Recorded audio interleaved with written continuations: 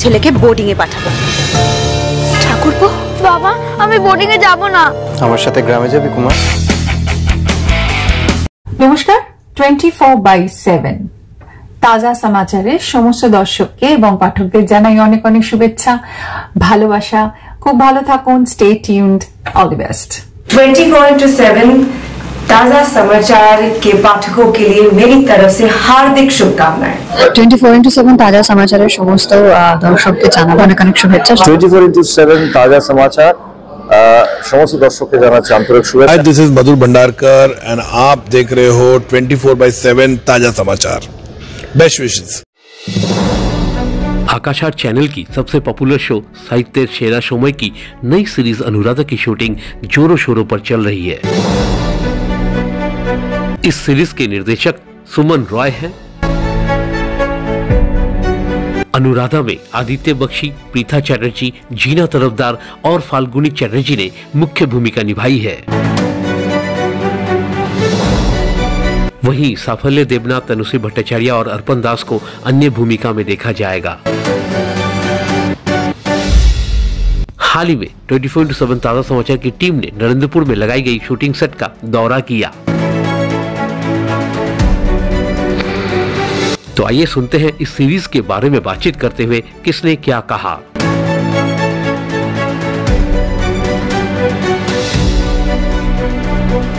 সাহিত্যের সেরা সময়ে চলে এসছে নতুন গল্প অনুরাধা। আর সেই অনুরাধাতেই আমরা অভিনয় করতে দেখতে পাবো না নরেদান আদিত্য বক্সিকে। এবার অনুরাধাতে তোমাকে পাবো বিজয় ক্যারেক্টারে। একটু আমাদেরকে ক্যারেক্টারের মধ্যে দিয়ে একটু নিয়ে যাও। বিজয় চরিত্রটি বেসিক্যালি কি হয়, তখনকার দিনের না, মানে যেহেতু জমিদার বাড়ির ছেলে, হ্যাঁ, খুব ওয়েল টু ডু ফ্যামিলি থেকে বিলং করে, পড়াশোনা করতে গেছে বিলেতে। এবার সেখান থেকে ফেরার পর ওর মধ্যে একটা রোয়াব আছে, একটা অলওয়েজ একটা অ্যারোগেন্স বলতে পারো, এটা অ্যারোগেন্ট একটু আছে। অ্যারোগেন্ট ছেলেটা সবসময় সবাইকে একটা স্টেটাস দিয়ে জাজ করে, মানে কেউ ছোট কেউ নিচু, সেটা স্টেটাস দিয়ে জাজ করে। হয়তো সেটা পরবর্তীকালে আমরা জানি না ওর মধ্যে এই স্বভাবটা চেঞ্জ হবে কি হবে না, অনুরাধা এই স্বভাবটা চেঞ্জ করতে পারবে কি পারবে না। কিন্তু আপাতত আমরা যেভাবে দেখতে পাচ্ছি বিজয়কে, যে ও খুবই অ্যারোগেন্ট, একটু দাম্ভিক, সবসময় দম্ভ নিয়ে কথা বলে সবাইকে।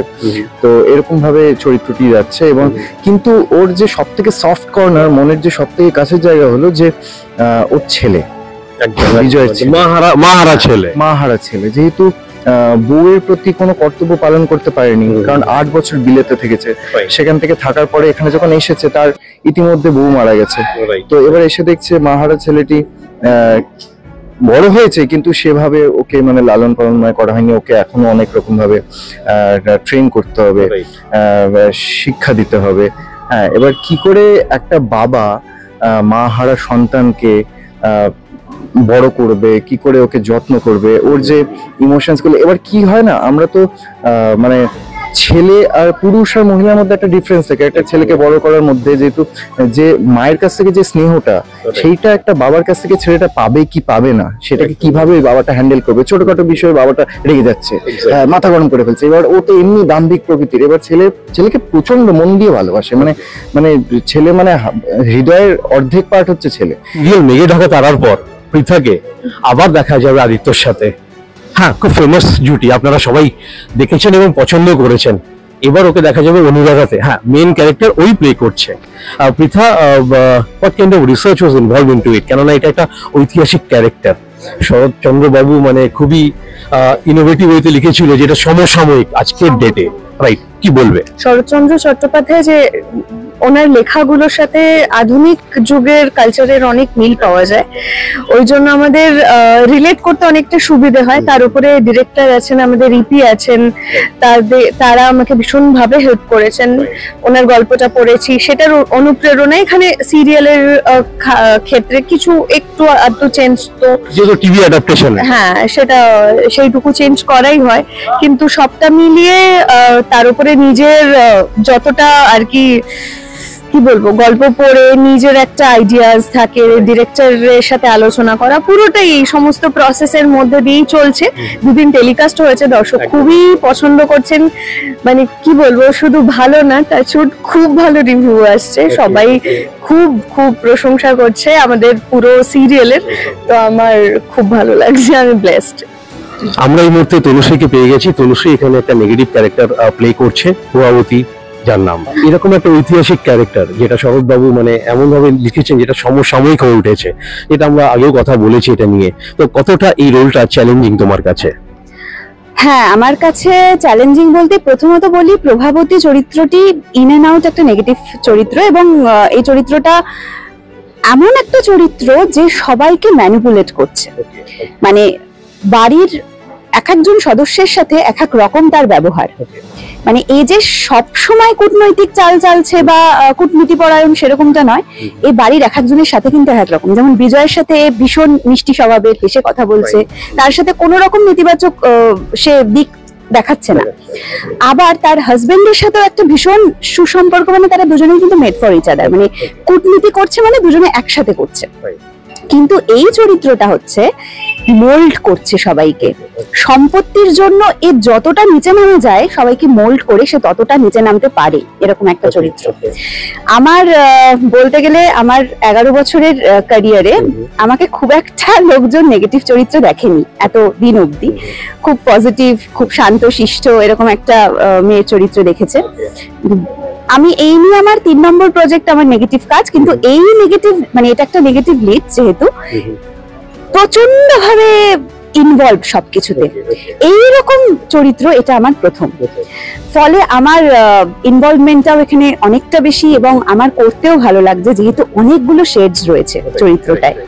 মানে যেটা বললাম যে এক একজনের সাথে যেহেতু এক এক রকম, এই সারাদিন কিন্তু কূটনীতি করে যে তেমনটা না, কিন্তু মাথার মধ্যে মানে সবসময় একটা চলছে যে আমার হ্যাঁ আমাকে এই উদ্দেশ্যটা সাধন করতে হবে, ফলে তার জন্য যেরকম যেরকম ব্যবহার করা দরকার আমি সবার সাথে সেরকম সেরকম ব্যবহার করবো। বিজয় যাকে বিয়ে করতে চলেছে, অনিতা, নন আদার দেন জিনা তরফদার এই রোলটা প্লে করছে। আমরা জিনাকে সেটা পেয়ে গেছি। জিনা, এই ক্যারেক্টারটা ঐতিহাসিক একটা ক্যারেক্টার, তো কিভাবে প্রিপেয়ার করছো মানে এই রোলটার জন্য? নমস্কার, আমি এখন অনিতা। হ্যাঁ, খুবই চ্যালেঞ্জিং একটা চরিত্র, কারণ এই চরিত্রটাতে মানে নর্মালি যে ধরনের চরিত্রগুলোতে আমি আগে অভিনয় করেছি এটা খুবই ডিফারেন্ট তাদের থেকে। কারণ সেই পুরোনো দিনের নায়িকাদের মতো কথা বলা, চাল চলন সবকিছুই নিজেকে পুরোটাই বদলাতে হয়। তো বেশি করে পুরোনো দিনের ছবি দেখছি, গান, যেভাবে ওরা কথা বলতো, হাঁটতো, চলতো, ফিরতো, ওই যে একটা বডি ল্যাঙ্গুয়েজ সেটা একদমই ডিফারেন্ট। সেটাই নিজের আয়ত্তে আনার চেষ্টা করছি, এভাবে নিজেকে প্রিপেয়ার করছি। আমরা এই মুহূর্তে সাফল্যকে সেটের মধ্যে পেয়ে গেছি। সাফল্য কুমারের চরিত্রে অভিনয় করছে। সাফল্য, কিরকম লাগছে প্রথমে আমাদের বলো। এখানে কাজ করে আমার খুবই ভালো লাগছে, আর এখানে আমি আগেও কাজ করেছি। এখানে সবাই খুব ভালো, সবাই আমাকে খুব ভালোবাসে, এখানে কাজ করতে খুবই মজা পাচ্ছি। আর এই ক্যারেক্টারটাও প্রচন্ড ভালো, প্রচন্ড সিরিয়াস আর বদমাশও। এরকম পার্ট আগেও করেছি, মানে খুব মজা লাগে আর কি। আমরা এই মুহূর্তে সেটে অর্পণকে পেয়ে গেছি। অর্পণ সতীশের চরিত্রে অভিনয় করছে।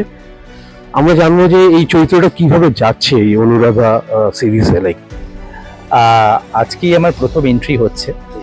সতীশ চরিত্রটা হচ্ছে অনিতার সিনিয়র কলেজে, অনিতাকে খুব ভালোবাসে, ঠিক আছে, কিন্তু একটুখানি ক্লাসিক, একটু আভিজাত্যপূর্ণ ঘরের ছেলে, এবং সেই জন্য সে তার মনের কথা বোঝাতে পারে কিন্তু বলতে পারে না অনিতাকে, যে অনিতাকে ভালো। ইন দ্য মিন টাইম অনিতার সঙ্গে বিজয়ের একটা সম্পর্ক করার চেষ্টা করছে। বিজয় ভেবে রেখেছে যে সেকেন্ড ওয়াইফ ও কি করবে। তো এই একটা টানাপোড়েন তো চলছেই, এর মধ্যে একটা ট্রায়াঙ্গেল হবে, ঠিক আছে, এবং প্রচন্ড মার্জিত ছেলে, প্রচন্ড ভালো লাগা সবটাই ব্যক্ত করে। তার অভিব্যক্তিতে বোঝা যায় যে সতীশ প্রচন্ড ভালোবাসে অনিতাকে। এখন এইবার আস্তে আস্তে এই চরিত্রটা বিল্ড আপ হতে শুরু করবে। আজ থেকে সবে শুরু হয়েছে, আজকে প্রথম সিন হবে যেখানে অনিতার প্রতি তার মুগ্ধতা সিনের মধ্যে দেখা যাবে। হ্যাঁ, কিন্তু প্রভা মাঝখানে একটা বাধা হয়ে দাঁড়ায় যে কিছুতেই সতীশের সাথে অনিতার মিল করবে না, মানে করাতে দেবে না। তো এই নিয়েই গল্প, ঠিক আছে। আমি আকাশাটে এর আগেও ব্রতকথা করেছি, এই নিয়ে আমার চতুর্থ কাজ আকাশাটে। ঠিক আছে। আর সাহিত্যের গল্প, শরৎচন্দ্র চট্টোপাধ্যায়ের গল্প তো আলাদা একটা মাত্রাই এনে দেয়, এবং আকাশ আর যেভাবে এটাকে উপস্থাপিত করছে একদম নতুন মাত্রা। কারণ আমরা মেগা সিরিয়াল বলতে বা এখন যে ফিকশন গুলো হচ্ছে সেগুলোতে আমরা অনেক সময় জানি যে একই গল্প, একই টানাপোড়েনের, সেখান থেকে একটু অন্য স্বাদ, এটাই আমরা চেষ্টা করব দর্শকদের সামনে তুলে ধরা। যেতে আমার দর্শকদের উদ্দেশ্যে কি বলবে অনুরাধা নিয়ে? অনুরাধা আপনারা দেখুন, আপনাদের খুব ভালো লাগবে, এটা আমার বিশ্বাস। কারণ আমি সত্যিই বলছি, এত সুন্দর একটা গল্প, শরৎচন্দ্র চট্টোপাধ্যায়ের গল্প নিয়ে তো আপনাদের কিছু বলারই নেই, সবাই জানে। আর এই গল্পটা আমাদের মানে কি বলবো, পারফর্ম করতে যতটা না ভালো লাগছে, আপনাদের এপিসোডগুলো দেখতে, গল্পের বাঁধনটা দেখতে আরো বেশি ভালো লাগবে। আপনারা আরো অনেক অনেক বেশি এনজয় করবেন, কারণ এত সুন্দর একটা সোবার, মানে যেগুলো আমাদের স্বাভাবিক, মানে আর 5টা যে মেগা সিরিয়াল সেটার থেকে একদম ডিফারেন্ট। এটা সম্পূর্ণ একটা সাহিত্য, যেটা কি বলবো, চোখের শান্তি, মনের শান্তি, মাথার শান্তি। আপনাদের খুব ভালো লাগবে। ডেইলি সোম থেকে শনি সন্ধ্যে 7:30টার সময় আকাশ আটে দেখুন, সাহিত্যের সেরা সময়। অনুরাধা। ब्यूरो रिपोर्ट 24/7 ताजा समाचार।